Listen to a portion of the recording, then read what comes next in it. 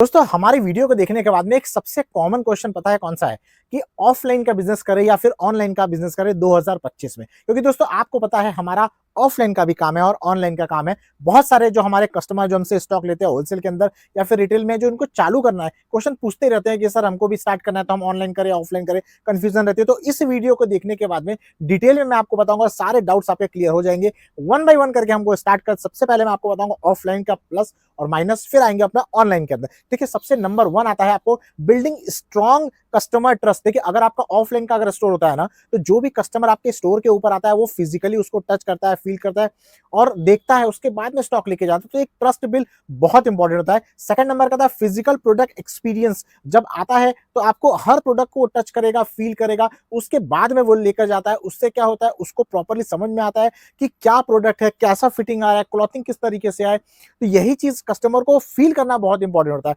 तीसरा आता है इसके अंदर लिमिटेड टू फुटफॉल। देखिए जब आपके पास में लोकल अगर आपकी शॉप है ना, तो आपको एक सबसे माइनस पॉइंट ये आता है कि आप बिल्कुल लोकल एरिया में लोकल रह जाते हैं, मतलब लिमिटेड जो रीच होती है वो कम हो जाती है।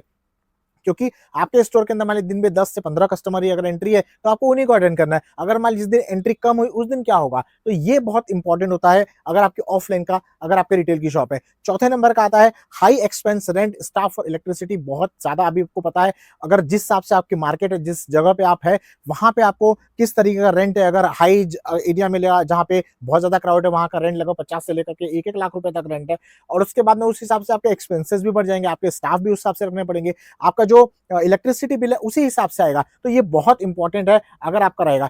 पांचवा नंबर का था easier upselling face to face. देखिए जब आपके कस्टमर आपके पास में आता है ना, तो आपको प्रोडक्ट दिखा के उसको सेल करने में बड़ा आसान हो जाता है। साथ में अगर एक प्रोडक्ट लेने के लिए आया है और कस्टमर को अगर दूसरी चीज प्रोडक्ट रहेगा तो इजी तरीके से वो परचेस कर सकता है ऑफलाइन के अंदर। इसलिए बोला जाता है कि जब कस्टमर उसको फील कर देगा, जब कस्टमर उसको ट्राई करेगा, तो उनका जरूर मन होता है कि चलो मैं ये लेने गया ये भी चीज सकता हूँ। और ये चीज अगर आपके सेल्समैन के ऊपर रहेगा तो वो आराम से कुछ ना कुछ एक्स्ट्रा भी दे सका। लेकिन ऑनलाइन के अंदर आपको नहीं मिलेगा। ऑनलाइन में जो कस्टमर देखेगा, जो पसंद आएगा केवल वही लेगा। भले आप उसको कितना ही बोलिए कि सर हम ये भी स्टॉक ले लीजिए वो भी ले लीजिए, लेकिन वो नहीं लेने वाला है। पहले बोलेगा भैया पहले माल भेज दो, देख लें, उसके बाद में जाकर के हम दूसरा ऑर्डर प्लेस करेंगे। सेकंड नंबर का आता है ऑनलाइन बिजनेस। देखिए ऑनलाइन के अंदर आपको सबसे पहला आता है विजिबिलिटी, और आपको वाइड रेंज बहुत बढ़िया मिलेगी। क्योंकि देखिए ऑल ओवर इंडिया के आपको कस्टमर मिलेंगे। सिंपल सा, अगर आपका कस्टमर का डाटा बेस ज्यादा है तो आप प्रमोशन भी अच्छा कर सकते हैं, साथ में रीच आपको बहुत बढ़िया मिल सकती है। एक बार में आप शायद हो सकता है 5,000, 10,000, 15,000 कस्टमर को एक ही प्रोडक्ट एक ही बार के अंदर आप भेज सकते हैं, चाहे वो फ्री में बोले चाहे वो प्रमोशन देकर बोले हैं।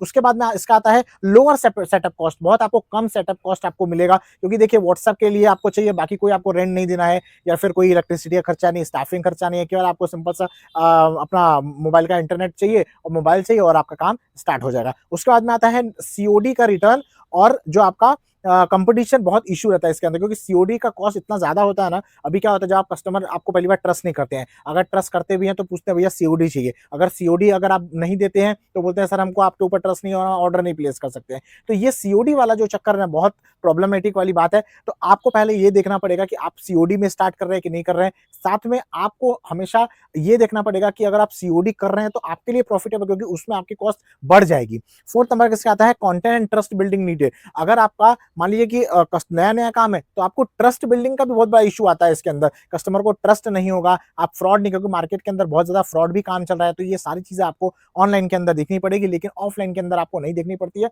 क्योंकि ऑफलाइन में कस्टमर डायरेक्ट आता है, डायरेक्ट आप बोलते हैं और डायरेक्ट वो परचेज करते हैं। सबसे मेन अभी क्वेश्चन ये आता है कि 2025 के अंदर क्या करना चाहिए, ऑफलाइन करना चाहिए कि ऑनलाइन करना चाहिए। तो देखिए मेरे हिसाब से 2025 में आपको ऑफलाइन प्लस ऑनलाइन दोनों मॉडल करना चाहिए। इसका कारण क्या है, जिस तरीके से हमारा एग्जांपल लीजिए, हमारा ऑफलाइन का भी स्टोर है, हम क्या करते हैं ऑनलाइन प्रमोशन करते हैं, जहां पे कस्टमर ऑफलाइन आकर के हमको स्टॉक ले। जैसे हमारा स्टोर सूरत में है, तो हम लोग सूरत वाले कस्टमर जो होते हैं जिनको ऑफलाइन लेना है तो ऑफलाइन आ जाते हैं, और जो ऑल ओवर इंडिया के जिनको कस्टमर होते हैं वो हमको ऑनलाइन ऑर्डर प्लेस कर देते हैं, और हम यहीं से अपना स्टॉक उनको डिस्पैच करते हो। हम हमारे पास में दो हमारे पास में स्ट्रीम हो गई है, ऑफलाइन भी और प्लस ऑनलाइन भी। तो ये एक सबसे बेस्ट तरीका है। आपके रिटेल स्टोर अगर ओपन करते हैं तो आपको डबल इसका बेनिफिट मिलता है, अगर आप दोनों तरीके से काम करना चाहते हैं तो। साथ में आप क्या करिए, पर डे नए-नए रील बनाइए, अपलोड करिए, वहाँ से जो कस्टमर आते हैं वो आपके जो आपको लीड्स जो रहेंगी बहुत नेचुरल लीड रहेगी और आपको फ्री में आपको कस्टमर्स मिलेंगे। उनको व्हाट्सएप पे आप व्हाट्सएप पे ऊपर लेके आइए और उसके उनको सेलिंग चालू कर दीजिए, उनको नया-नया जो आपको प्रोडक्ट आता है उनको भेजिए, तो आपका ऑफलाइन तो सेल होगा ही, साथ में आपको ऑनलाइन भी आपको ऑर्डर मिलना चालू हो जाएगा। तो ये सबसे बेस्ट तरीका है 2025 में अपने बिज़नेस को स्टार्ट करने की। अगर आप मेरा सलाह माने तो 2025 में आप दोनों काम स्टार्ट करिएगा, ऑनलाइन बहुत अच्छा स्केल हो सकता है और ऑफलाइन के अंदर आपको मार्जिन अच्छा मिलेगा। कस्टमर एक बार अगर आपके पास में आएगा तो एक चीज़ सोच के आएगा लेकिन वो 4 चीज़ लेगा, तो दोनों में देखिए प्लस और माइनस है। इसीलिए मैं आपको हमेशा बोलता हूँ कि आप ऑफलाइन का चालू करिए। आपको कस्टमर को ट्रस्ट इश्यू भी रहता है तो वो भी नहीं रहेगा, क्योंकि बहुत सारे कस्टमर हमको बोलते हैं, हम तो लाइव उनको वीडियो कॉल करके स्टॉक दिखा देते हैं, उनको ट्रस्ट भी रहता है और वो फटाफट ऑर्डर प्लेस करते हैं। आशा करता हूँ दोस्तों आज का वीडियो आपके लिए नॉलेजेबल रहा होगा। आपको जो कन्फ्यूजन होगा कि कौन सा चालू करें वो क्लियर हो गया होगा। वीडियो अगर अच्छी लग रही हो तो लाइक कर दीजिएगा, नए हैं चैनल पे सब्सक्राइब कर दीजिएगा। मिलते हैं दोस्तों हमारे नेक्स्ट वीडियो के, तब तक के लिए महादेव।